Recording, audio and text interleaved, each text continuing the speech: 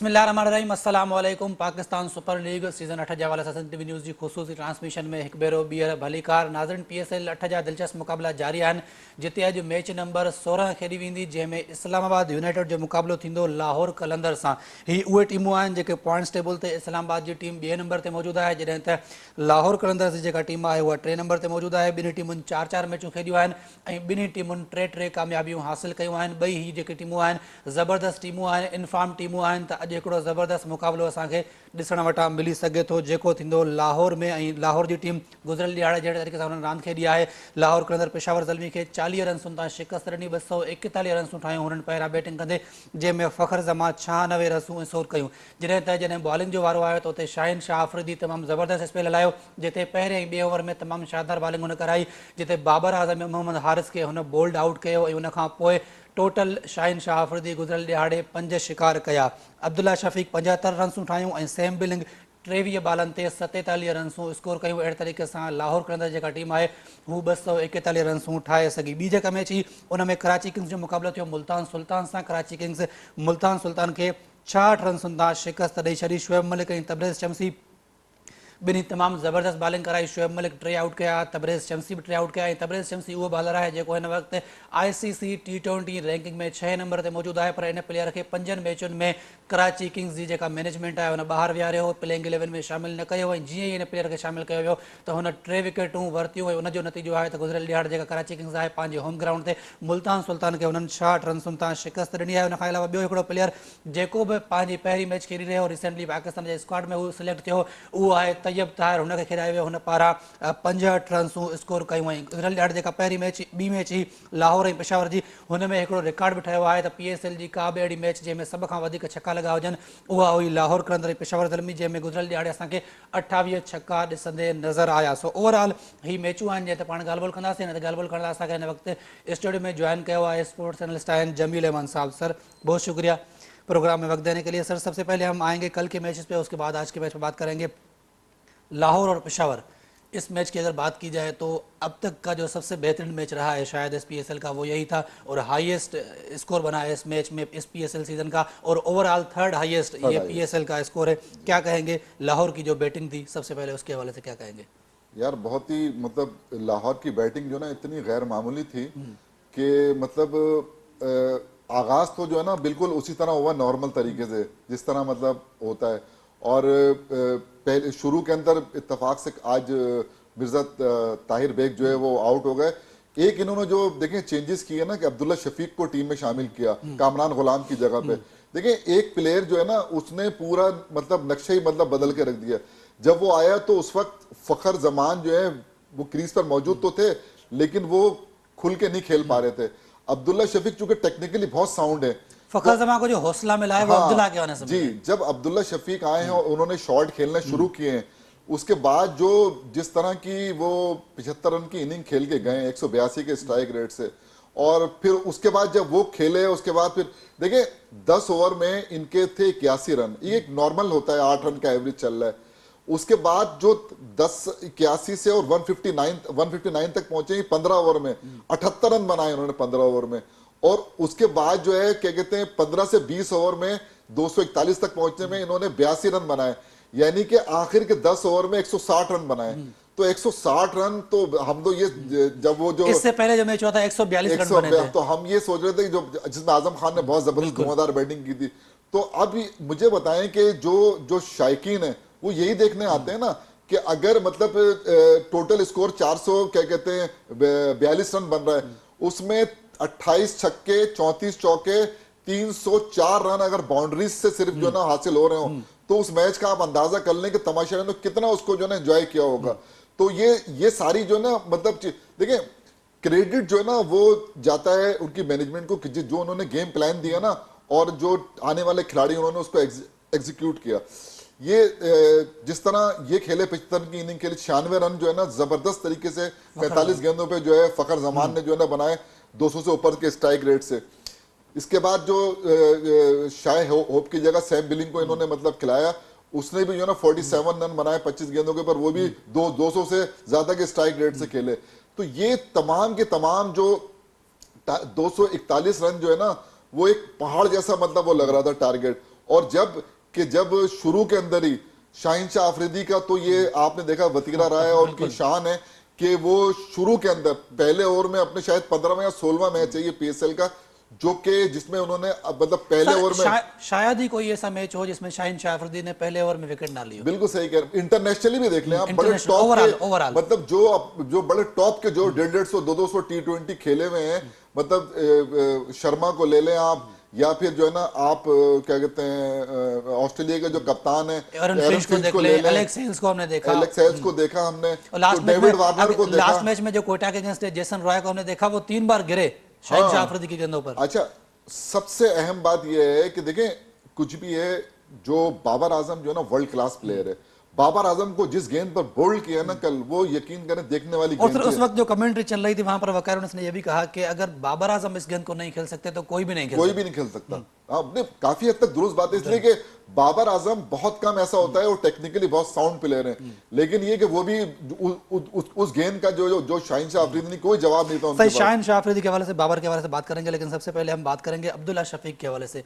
तो मैनेजमेंट पर तनकीद हो रही थी कि शायद उनको बाहर बिठाया गया था, बेंच पर बिठाया गया था, लेकिन उन्होंने इसका जवाब दिया है कि वो तबीयत उनकी ठीक नहीं थी इसीलिए बाहर थे, लेकिन अगर वो ठीक होते तो शुरू के मैच से लेकर आज तक वो टीम का हिस्सा होते। तो अब्दुल्ला शफीक को खिलाना क्या कहेंगे? उनके ऊपर एक टेस्ट मैचेस का लेबल भी लगा हुआ कि टेस्ट प्लेयर हैं, लेकिन कल तो उन्होंने दिखाया कि वो टेस्ट के नहीं बल्कि T20 के भी प्लेयर हैं। देखिए, अब अगर उनकी मैनेजमेंट की बात कर रही है तो फिर तो दुरुस्त होगी, वो बीमार होंगे और वो नहीं मतलब खेल सक रहे होंगे। लेकिन आपको मैं एक बात बता दूं कि ये जो T20 जो नेशनल चैंपियनशिप होती है ना, उसमें अब्दुल्ला शफीक सेंचुरी करके ना मंजर आम पे आए थे, मतलब पता चला था कोई प्लेयर है, उसके बाद वो T20 में टेस्ट में सिलेक्ट हुए थे। तो ये असल बात तो यही है ना, शाहनवाज धानी ने परफॉर्म किया था T20 में, आपने सिलेक्ट उसको किया था टेस्ट मैच के अंदर। यही तो चक्कर है, जिस फॉर्मेट में लड़का परफॉर्म कर रहा है वहां पर उसको दें ना मौके दें। बहरहाल लेकिन चूंकि वो टेक्निकली इतना साउंड था ना कि उसने आके यहाँ पे भी अपनी जो है ना जगह बना ली। कल जब उनको शामिल किया गया तो वो उनको शामिल किया कामरान गुलाम की जगह पे, तो जिस तरह आके उन्होंने इनिंग को संभाला दिया। गालिबन T20 में कामरान गुलाम ने भी सेंचुरी की हुई है नेशनल T20 कप में। जी बिल्कुल, हाँ, जिस तरह आके उन्होंने टीम को सहारा दिया और संभाला है आके, यकीन करें ऐसा जो ना बहुत कम देखने में आता है कि जब वो मतलब आए और एक पार्टनरशिप ऐसी उन्होंने मतलब बिल्ड की 100 रन से ज्यादा की। 2 पार्टनरशिप हुई है, 3 खिलाड़ी तो आउट हुए हैं इनके, मतलब इतनी बड़े पहाड़ जैसे टोटल के अंदर 3 खिलाड़ी आउट हुए हैं। तो 88 रन की पार्टनरशिप जो है वो सैम बिलिंग और फखर जमान के दरमियान हुई है, और 100 से ऊपर की पार्टनरशिप जो है ना फखर जमान और इनके दरमियान, ये 2 पार्टनरशिप हुई है जिसने वो टोटल जो है ना वहां तक जो है ना 241 तक जो पहुंचा। असल में जो एक उसका देखिए आने के बाद जिस तरह के उन्होंने खेलना शुरू किया है और जो एतमाद उनका जो नजर, क्योंकि शुरू में ऐसा लगा था शायद वो फखर जमान से भी अच्छा खेल रहे हैं। नहीं, फखर देखिए आने के बाद रन तो उन्होंने बनाना शुरू किए, फखर जमान ने तो बाद में रन बनाना शुरू किए। मतलब जिस तरह खुल के वो शॉट खेल लेते, और तो मैं मतलब बड़ा मुझे तो खैर वो तो मुझे तो पसंद है शुरू से। शाहिन शाह अफरीदी पे थोड़ी सी हम बात कर लें। शाहिन शाह अफरीदी इस पिच पर जहां पर फर्स्ट इनिंग में 241 रन बने, सेकंड इनिंग में 200 से ज्यादा रन बने, वहां पर शाहिन शाह अफरीदी 5 विकेट ले रहे हैं, तो क्रेडिट तो देना होगा शाहिन शाह अफरीदी को। मतलब शाहिन शाह अफरीदी तो इस वक्त मैं कहता हूँ दुनिया के खतरनाक तरीन जो है ना मतलब बॉलरों में से एक है, मतलब जिनसे मतलब सिर्फ यही नहीं कि पीएसएल में नहीं बल्कि पूरी दुनिया के जो बैट्समैन हैं वो उनसे घबराते हैं, उनका सामना करते हुए घबराते हैं। सर वो शाहिन शाह अफरीदी को हम देखते हैं शुरू के जो ओवर्स होते हैं वहां पर वो अच्छी गेंदें करते हैं, लेकिन अमूमन ऐसा देखा है हमने काफ़ी मैचेस में जब वो एंड के ओवर करवाने आते हैं, मैथ्यू वेड के वो 3 छक्के आप देख लें या ओवरऑल दूसरे मैचेस में भी वहां पर वो रन्स लीक करते हैं। तो क्या फ़र्क है शुरू के जो ओवर्स हैं और जो डेथ ओवर्स है?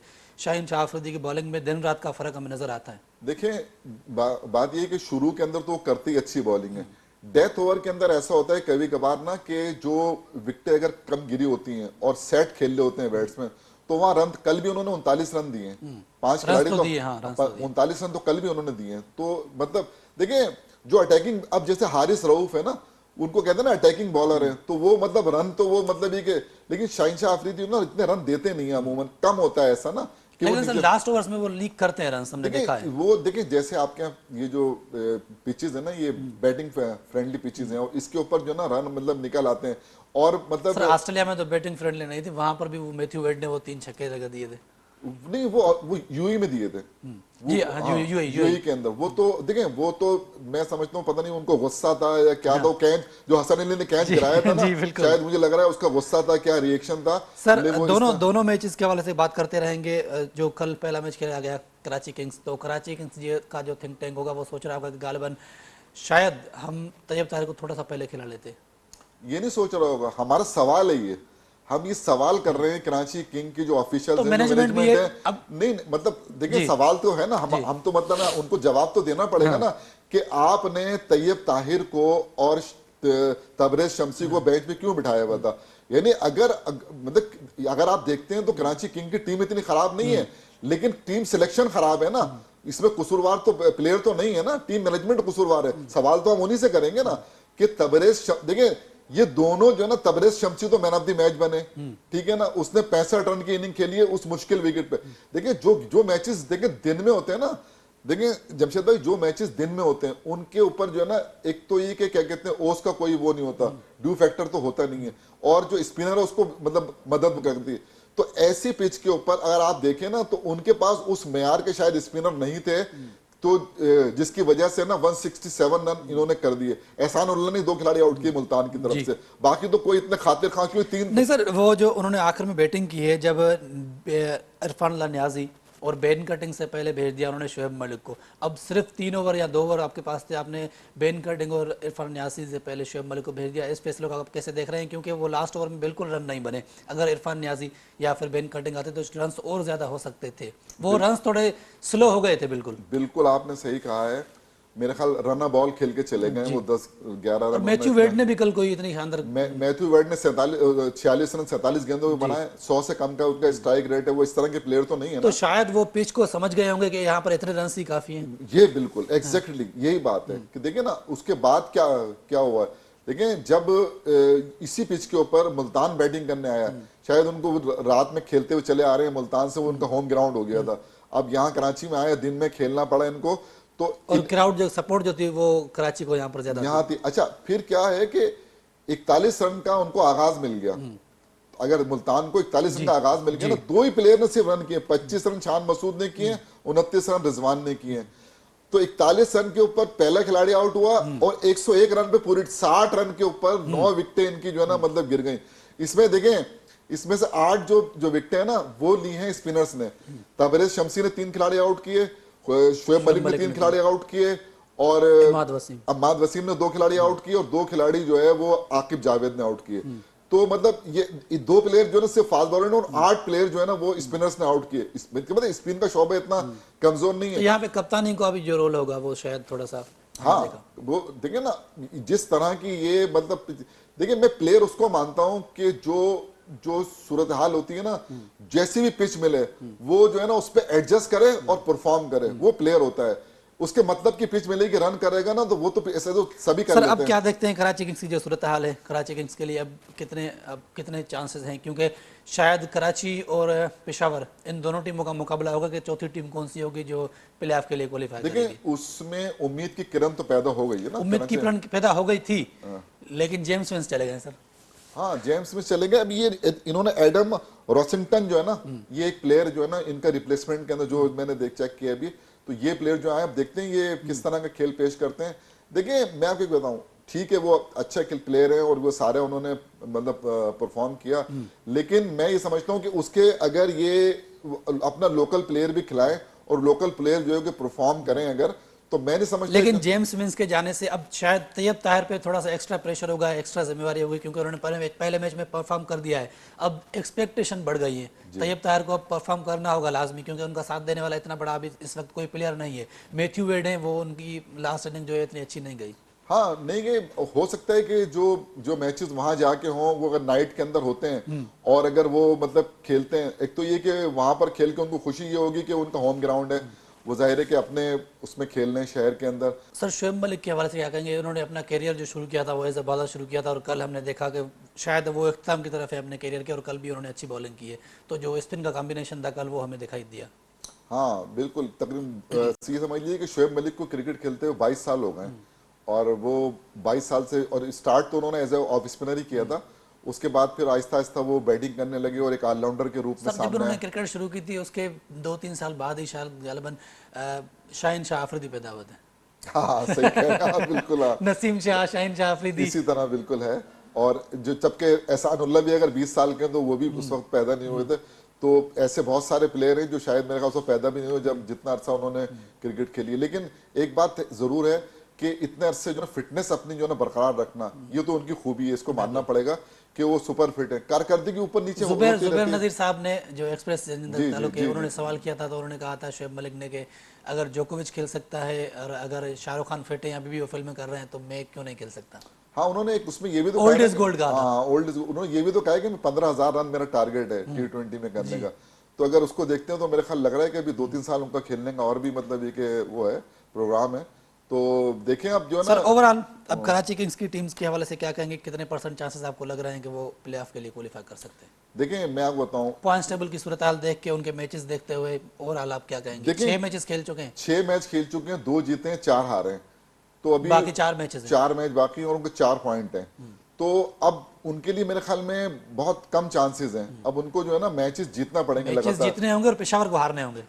है पेशावर पेशावर को- को, हाँ। तो कोयटा की पोजीशन तो और भी मतलब खराब है कि वो वीक 5 है, में हाँ। तो 4 तो मैच। शायद पेशावर और कराची का ही मुकाबला इस वक्त हमें नजर आ रहा है। हाँ ये देखिए अभी मैचेस होने हैं एक दूसरे से, अभी हम कोई चीज जो है ना हतमी नहीं कह सकते इन तीनों में लेकिन से। जो पोजीशन देखी जा रही है तो हाँ, मुल्तान, इस्लामाबाद नहीं, और लाहौर इनकी पोजीशन देखिए, बेहतर है जिस इस वक्त। तरह ना जमशेद भाई कराची ने कमबैक किया है ना, बड़े स्ट्रांगली मतलब ये कमबैक किया है। जब अगर कॉम्बिनेशन बन जाए ना तो फिर वो जेम्स स्मिथ चला गया, एक आध प्लेयर से कॉम्बिनेशन अगर इनका बन गया और इनकी बॉलिंग जिस तरह चल रही है, तब देखिए शमसी ने जिस तरह मतलब बॉलिंग की है और अम्माद वसीम जिस तरह इस टूर्नामेंट में बॉलिंग कर रहे हैं, और आकिब जगह मीर हमजा की जगह इन्होंने जाहिर वो अनफिट हो गए तो आकिब जावेद को लिया ना। तो ये जो आकिब जावेद और ये जो एक कॉम्बिनेशन बना है ना, और फिर शोएब मलिक भी अच्छे बॉल, तो ये बड़ा जबरदस्त वो है कॉम्बिनेशन। फिर बैन कटिंग भी बॉलिंग कर लेते हैं। तो इनके पास जो है ना ऐसी बॉलिंग है कि अगर 180 प्लस ये करेंगे किसी टीम में, और 180 प्लस करने की इनमें सलाहियत है। तो मैं समझता हूं कि मेरे हिसाब से थोड़ा सा इनमें बेहतरी आई है। अब आने वाले जो मैचेस हैं वो बड़े अहम है, क्योंकि इनको इस तरह खेलना चाहिए कि कश्तियां जला के खेलना चाहिए, डू एंड डाई वाला हिसाब होना चाहिए, क्योंकि एक आध मैच का मार्जिन तो है इनके पास। लेकिन अगर इस सारे मैच जीतेंगे तो मेरे ख्याल में ज्यादा मतलब इनके लिए। सर पेशावर ज़ल्मी की बैटिंग पर आ जाते हैं। पेशावर ज़ल्मी को कल 40 रन से शिकस्त हुई है, लेकिन जब 241 रन का आपका टारगेट हो उसके बाद सिर्फ आप 40 रन से हारे और ऊपर से आपके दोनों ओपनर इतनी जल्दी आउट हो जाए, मोहम्मद हारिस जैसा प्लेयर अगर जल्दी आउट हो जाए जो पावर प्ले को यूटिलाइज करता है, उसके बावजूद भी आप 200 तक जाएं तो क्रेडिट जाता है पेशावर को। हाँ बिल्कुल जाता है क्रेडिट। देखें मैं बताऊं आपको, मुझे देखें साइम अयूब है, नौजवान खिलाड़ी है ना, मतलब वो आया तो एक दबाव के अंदर मतलब ये कि था, और वो उसके सामने कप्तान तो मतलब जाहिर है उसकी जो ना फिर उसको वो बोल्ड हुए। तो उसके बाद जो है जिस तरह फिर वो जो क्या कहते हैं शाहीन शाह अफरीदी को उन्होंने जो चौके लगा 2 दिए। चौके उन्होंने लगाए आते ही ना, ये उससे उनका कॉन्फिडेंस का पता चल रहा था। टॉम कॉलर कैडमोर जो है उनकी इनिंग तो लाजवाब इनिंग थी।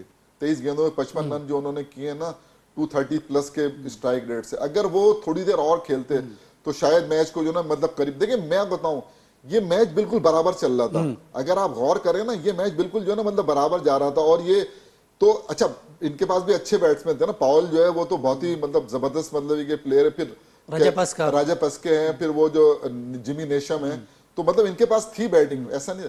लेकिन मैं हैरान हूं कि जिमी नेशम जो है ना मुझे ऑफ कलर नजर आ रहे हैं, क्योंकि ऐसा टाइम था कि उनकी हिटें अगर लग जाती तो मैच जरा करीब, मैंने ये नहीं कहता कि जीत ही जाते लेकिन करीब जरूर जाता मैच। लेकिन वो इन्होंने भी देखे 100 आग बताऊं, इन्होंने 81 रन किए 10 ओवर के अंदर। किसने? लाहौर कलंदर्स ने। इन्होंने 10 ओवर में 119 किए। अंदाजा करें कितना फर्क था। यानी ये जा रहे थे मैच की तरफ, यानी 10 ओवर में 119 रन का मतलब ये और 2 खिलाड़ी आउट थे, तो ये मैच की तरफ जा रहे थे। 160 रन इनके मतलब ये हो गए 15 ओवर के अंदर। तो लेकिन हुआ क्या कि 4 खिलाड़ी आउट हो गए। अब वो 4 खिलाड़ी के आउट होने की वजह से साइम अयूब और टॉम कॉलर कैडमोर के आउट होने से शायद थोड़ा सा प्रेशर आ गया।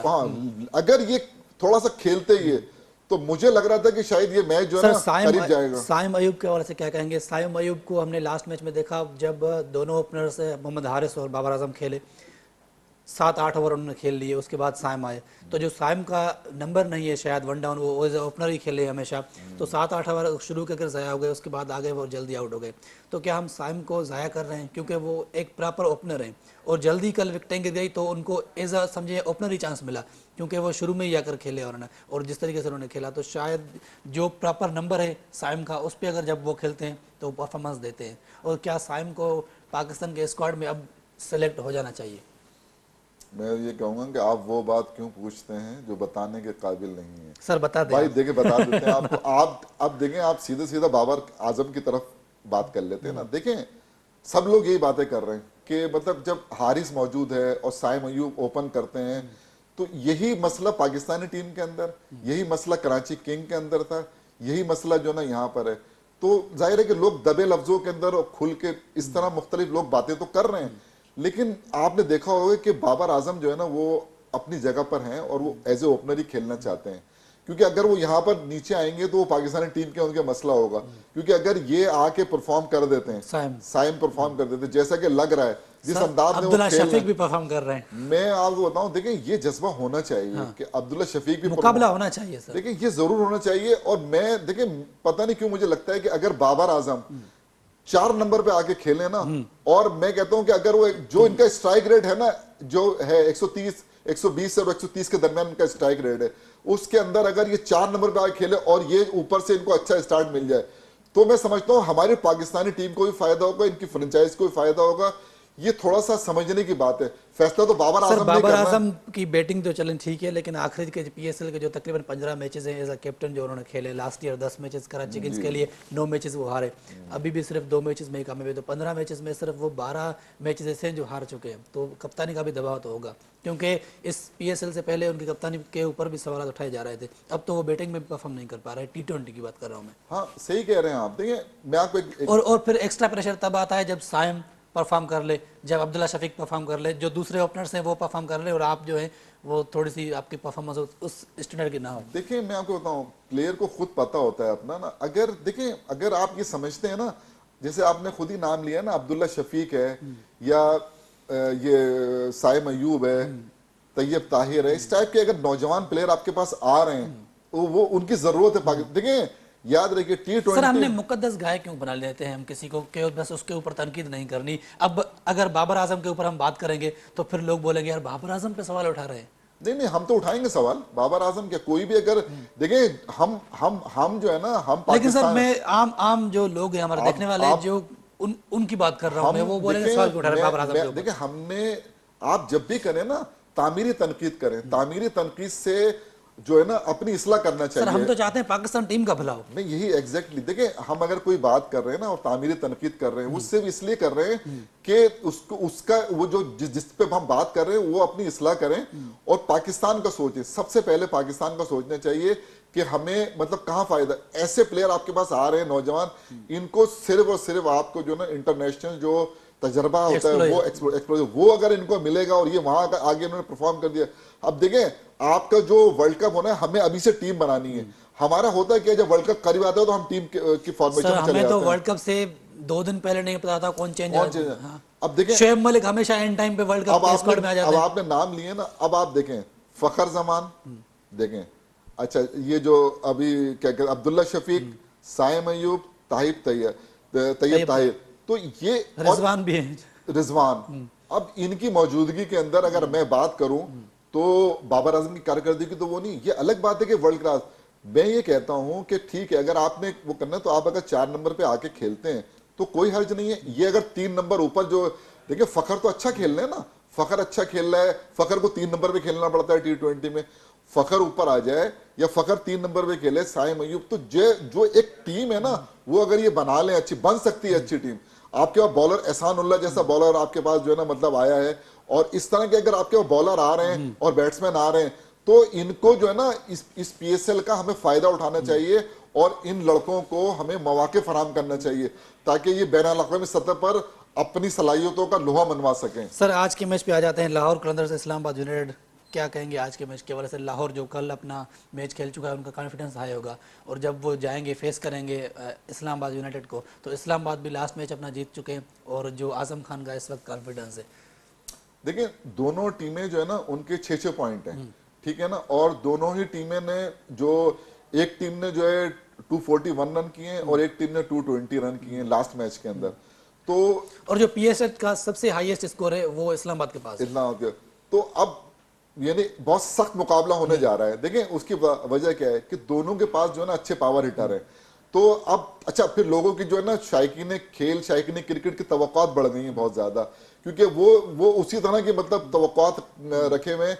तो उम्मीद सर आपको क्या लगता है कि जो इस्लामाबाद का थिंक टैंक है या जो मैनेजमेंट है या जो उनके प्लेयर्स हैं वो तो अटैकिंग क्रिकेट खेलते हैं, आज जब सामना होगा शाहीन शाह अफरीदी का उन पहले ही ओवर में, तो क्या शाहीन शाह अफरीदी पे वो अटैक की तरफ जाएंगे? बिल्कुल जाएंगे। बिल्कुल जाएंगे। देखिए मैं आपको बताऊं, वो इस्लामाबाद यूनाइटेड ऐसी टीम है या तो 120 रन पे आउट हो जाएगी या 200 से ऊपर रन कर देगी।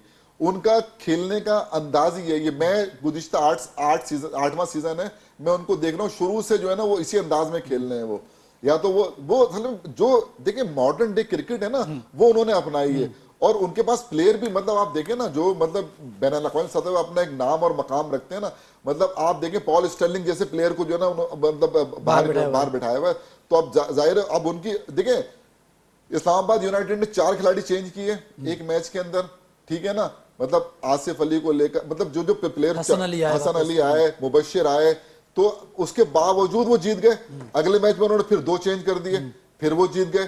तो क्या कर रहे हैं अपनी बेंच को भी वो चेक कर रहे हैं कि हम अगर मतलब ऐसा वो आता है कि अच्छा इन्होंने हर तरह के करके है, पहले बैटिंग करके भी चेक किया, बाद में बैटिंग करके भी चेक किया।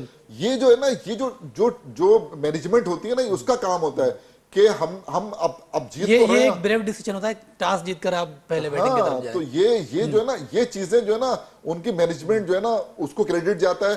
दूसरा जो इस्लामाबाद यूनाइटेड है उन्होंने देखे उन्होंने प्लेयर प्रोड्यूस किए हैं। मतलब अब जैसे ये अभी वो बच्चे ने रन तो नहीं किए, क्या कहते हैं ताहिर बैग ने, लेकिन वो प्लेयर अच्छा है। वो मतलब वो जितना भी खेला है। इस्लामाबाद के हसन नवाज है, मतलब इरफान खान न्याजी जो क्या कहते हैं कराची किंग के अंदर है। तो अगर आप देखते हैं टाइम बहुत कम है, मैं चाहूंगा आजम खान के हवाले से क्या कहेंगे? जैसे आपने कहा साइम को जल्द ही पाकिस्तान के स्क्वाड में आना चाहिए, तो आजम को अब कितना वक्त लगेगा पाकिस्तान टीम में आने? यार देखिए ना, हाँ ये भी आपने सही उस वक्त इनका नाम रह गया, आजम खान भी परफॉर्म कर रहे हैं।